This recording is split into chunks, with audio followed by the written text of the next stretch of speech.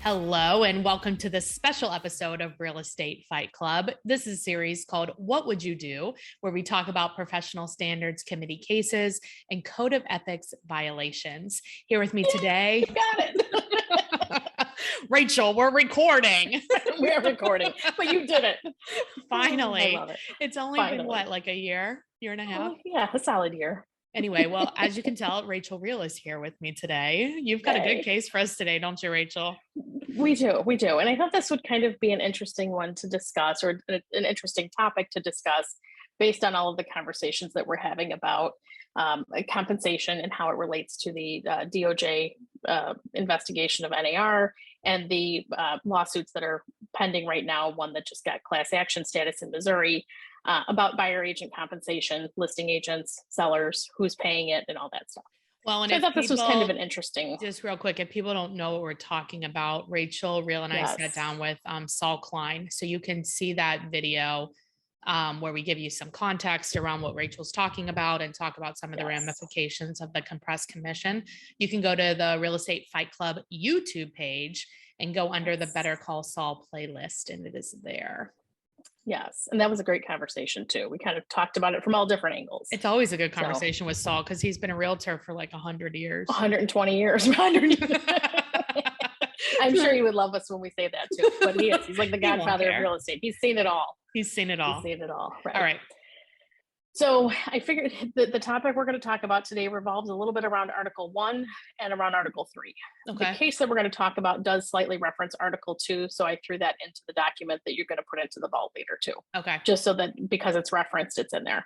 So Article 1, to recap, is when representing a buyer, seller, landlord, tenant, or other client as an agent, realtors pledge themselves to protect and promote the interests of their client. The obligation to the client is primary, but it does not relieve realtors of their obligation to treat all parties honestly.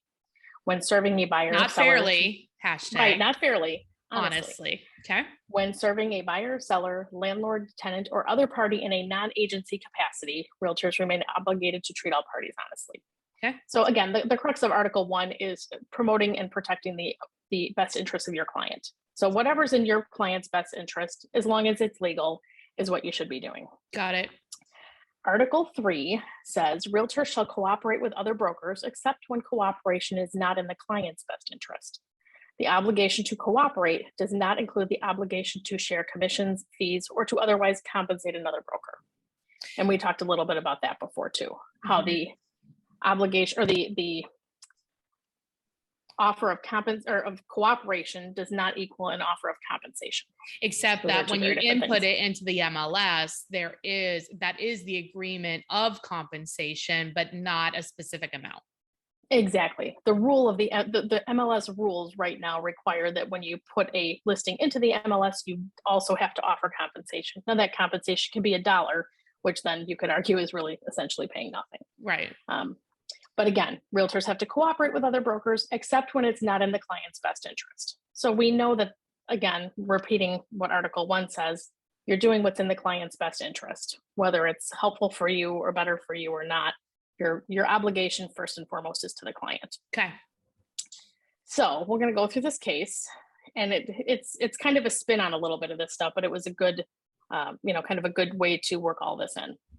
So Realtor A listed seller X's home and entered the listing into the MLS.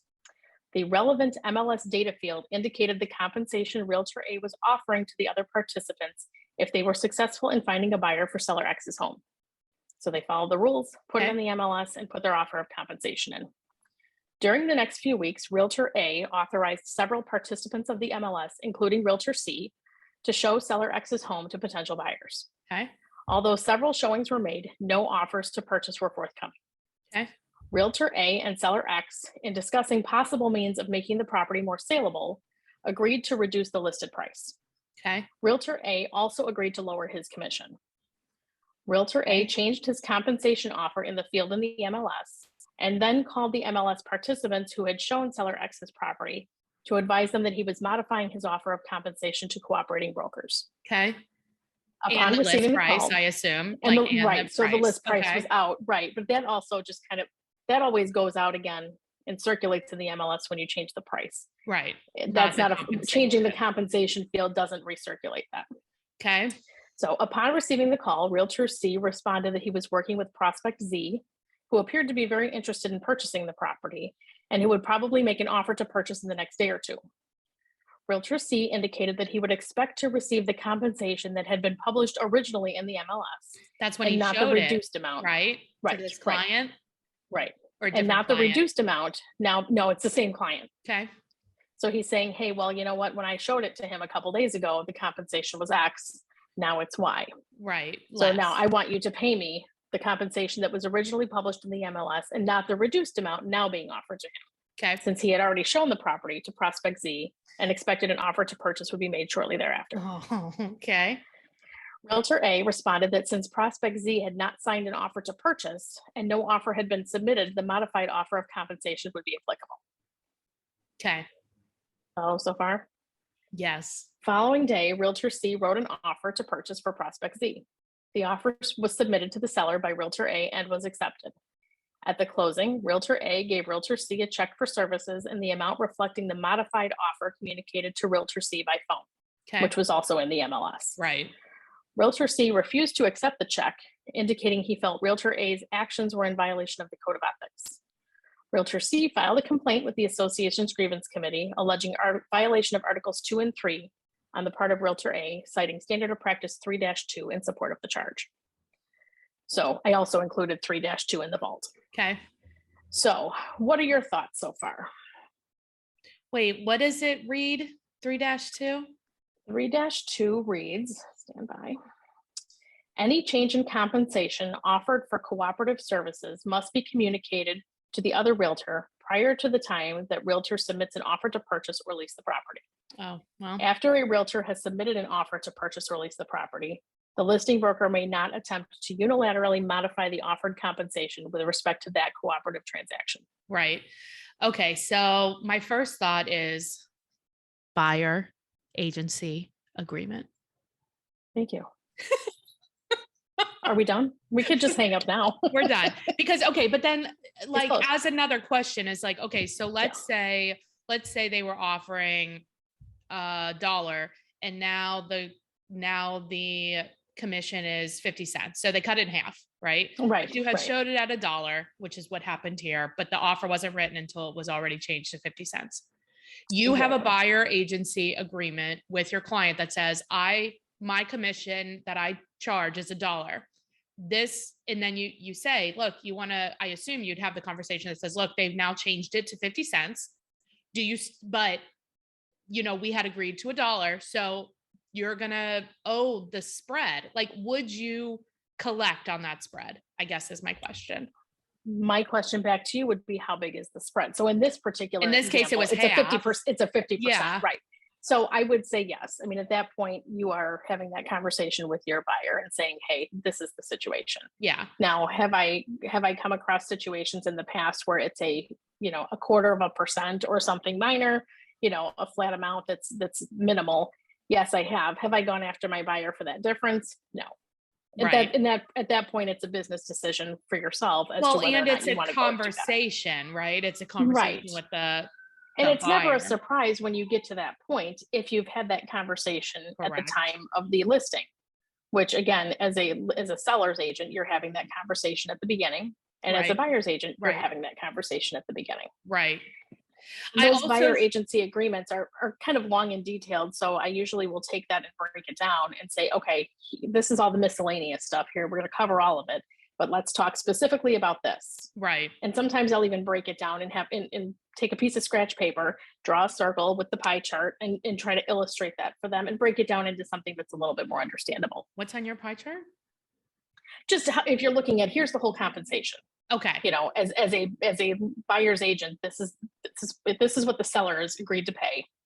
They generally, as an example, I'm saying they're cutting it in half. Yeah. May or may not be cut in half. Right. But for the purposes of the illustration, it's cut in half. And then this is how it breaks down. Got it. Okay. And now this is what our agreement says. So now that this is what our agreement says, how do you want to proceed? Yeah, that makes sense. So Yes. I agree. I think we're in alignment on that, right? But the fact is that Yes. currently most agents are not getting buyer agreements. So is Exactly. the listing agent in violation?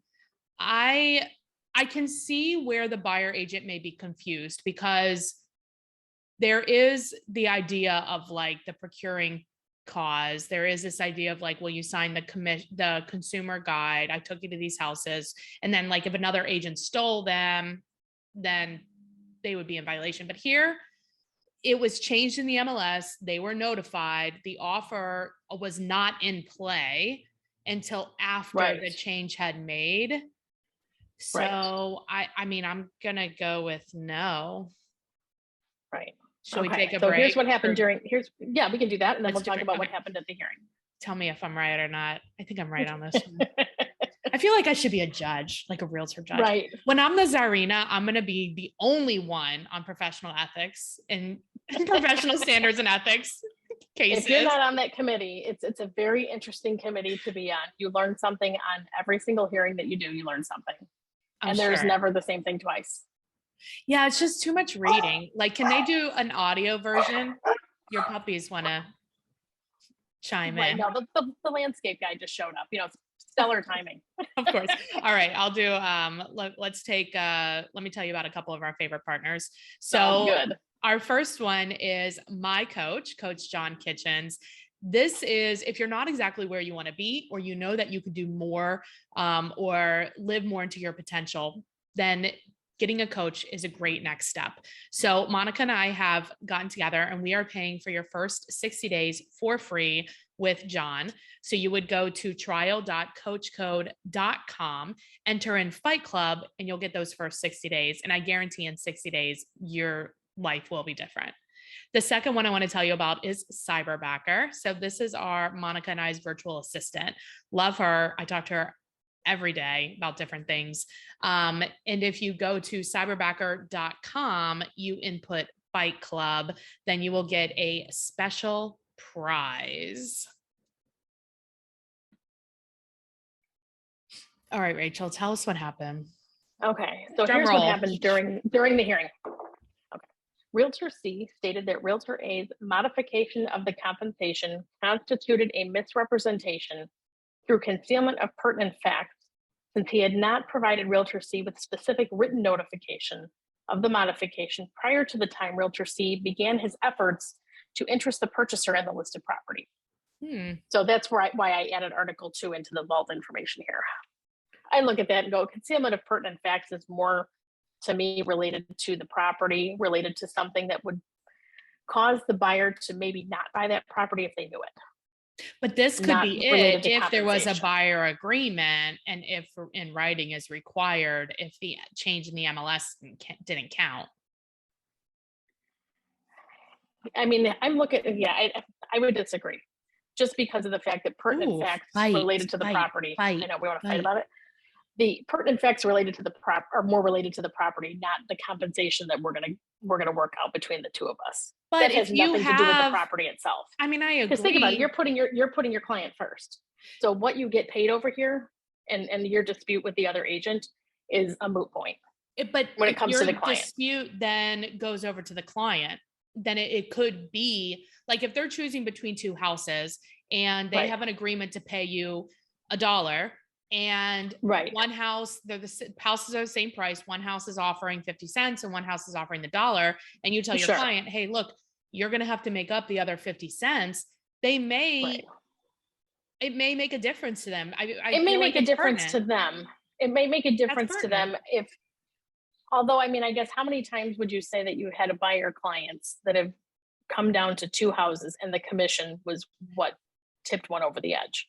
I mean, but that's not what we're saying. We're saying, is it a pertinent fact in the decision making? And I still say yes. Okay. But Realtor A defended his actions by indicating that timely notice of the modification of compensation offered had been provided to Realtor C by telephone prior to Realtor C submitting a signed offer to purchase. Realtor A also indicated that his modified offer of compensation had been bulletined to all participants, including Realtor C, through the MLS in accordance with Standard of Practice 3-2, prior to the time that Realtor C had submitted the signed offer to purchase. Okay. Realtor A also commented that had Realtor C submitted the signed offer to purchase prior to Realtor A communicating the modified offer, then Realtor A would have willingly paid the originally offered amount. Mm-hmm. Based on the evidence presented to it, the hearing panel concluded that Realtor A had acted in accordance with the obligation expressed in Standard of Practice 3-2, based on changing the offer of cooperative compensation in the MLS alone, even without the courtesy phone calls. Oh, and consequently was not in violation of Articles 2 or 3. interesting. So they said that it's not a violation as long as it's in the MLS. It doesn't have to be broadcasted or a phone call. It doesn't have to be, you don't have to make that phone call. You don't have to send an email. That notification in the MLS is all that you are required to do. Okay. So when you write an offer, let me ask you this, when you write an offer on behalf of a client, do you print the MLS page as of the time you're writing that offer with the date and time circled and the compensation circled? I mean, I don't print the paper because I don't want to kill trees. No, just kidding. Well, I'm saying I print it to a PDF. Yeah, we yes, we do print it to the PDF. Yes. It's like in the package. Exactly. In the offer package. That way there is no dispute. Confusion. There is no anything. Yeah. Right. This is when I printed it. This is what's here.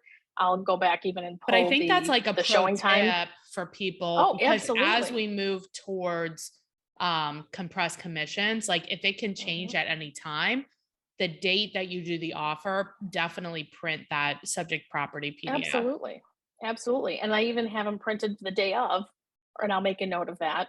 And then if there is a change, at least you could potentially address that or talk to the agent about that before you even show the property or before you write the offer. Yeah. There's nothing that the Code of Ethics, again, we talked about a couple of weeks ago, the Code of Ethics does not preclude two agents from negotiating their commissions between each other. Right. It just can't be a part of the contract. Exactly. And you can't make a contract contingent upon whether or not you're going to accept this compensation. Yeah. So there's nothing that says two agents can't work that out together. Yeah. And if they choose to do that, great. Yeah. That's a good one, Rachel. And if you want to find, Rachel wrote this up and we put it in the vault, you can access it at jennifermertlin.com/vault. Rachel, you have any parting words for the listeners? Buyer agency agreement. I'm sorry. Louder for the people in the back. Right. I think we might just end every episode with, please get a buyer agency agreement. Please talk about it. And please talk about the compensation with your clients. Agreed. Same goes for the listing side, quite honestly. You have to talk about it. You have to talk about how it breaks down. You have to talk about all of it. It's a Code of Ethics violation not to talk about it. You should definitely talk about what they're paying and their fees. Yes. Well, Rachel, if people have a referral for you in Chicago, or they just want to tell you how much Team Rachel Real they are on and not Team Mertland, how would they? Yes, you can always reach me by text message at 630-542-8688 or by email at rreal@dealwithreal.com. Awesome. Thanks, Rachel. Thanks, Jen. See ya.